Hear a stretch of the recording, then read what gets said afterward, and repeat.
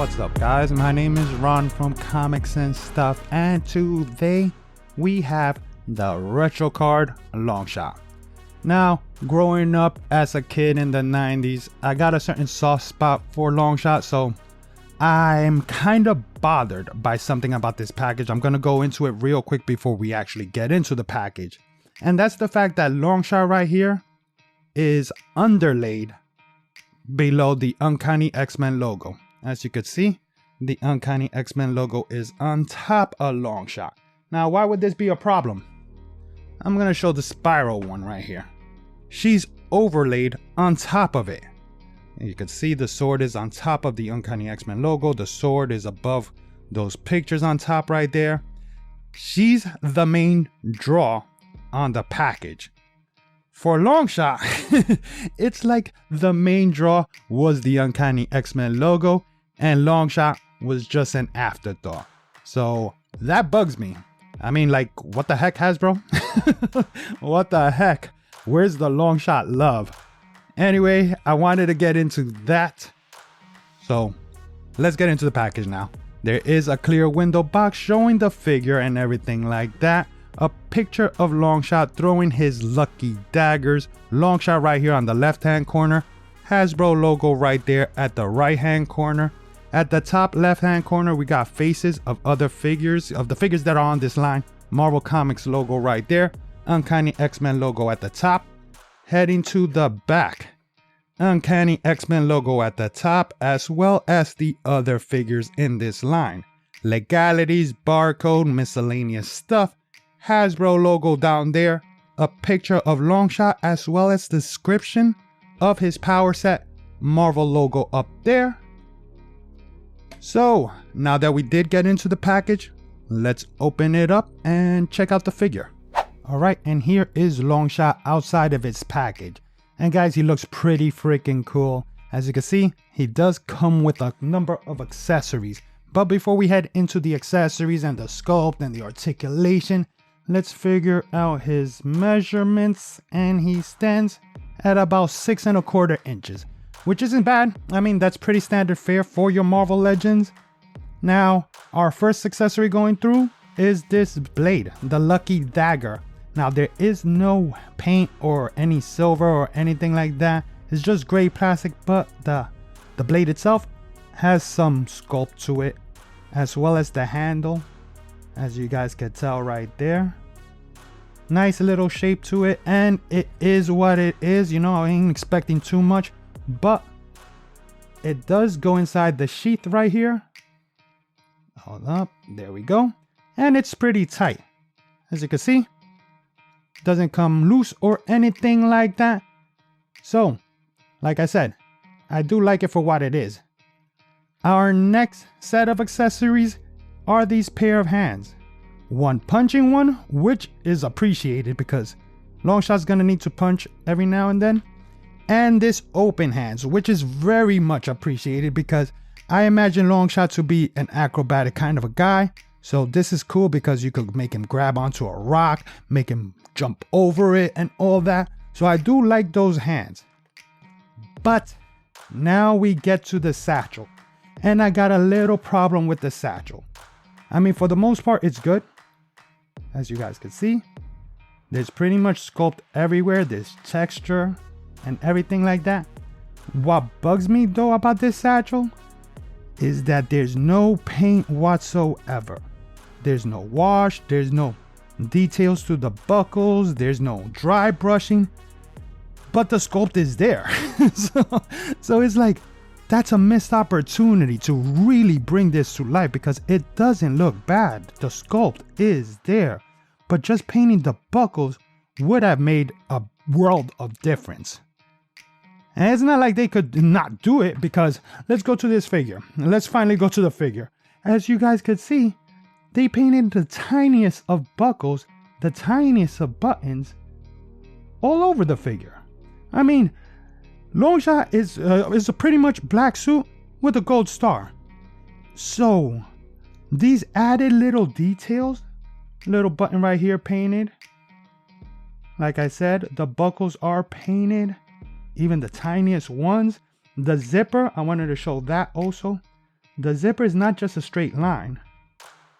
As you guys could see, it got like little indentations, you know, like it breaks it up to make it look like an actual zipper. I don't know if you guys can catch it, but yeah, that looks really good. All these little daggers are painted on the bandolier, and I like the little touch that 3 are missing because 3 are in his finger, you know? That just makes plain old sense. The star itself on his chest is nicely applied. The sculpt eye, that's what I wanted to show you guys also. Do you see the iris right there? Yeah, the iris is painted like an orangey color.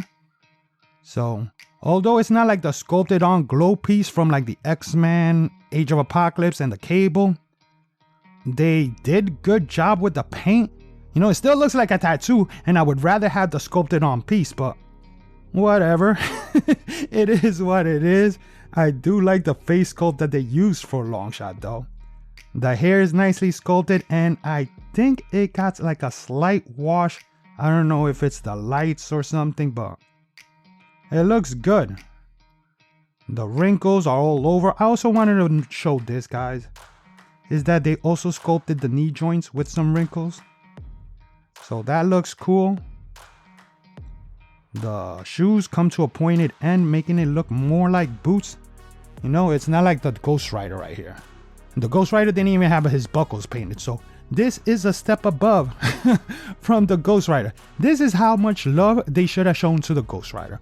I am happy with this Longshot because I needed a Longshot, and I wasn't gonna get that 3-pack because I already got a Dazzler, and that X-Baby Wolverine wasn't gonna do it for me in order to warrant the price. I'm glad they released this separately, and I'm glad they released the Mojo separately, because now I could buy them if I want.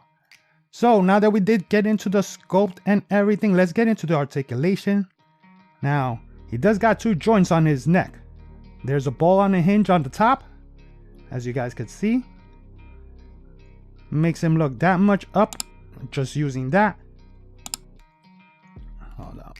And makes him look that far down, just using the ball and the hinge. He does have a little tilt with it. And of course you get your rotation, but now in conjunction with the bottom joint. Down, he looks all the way down.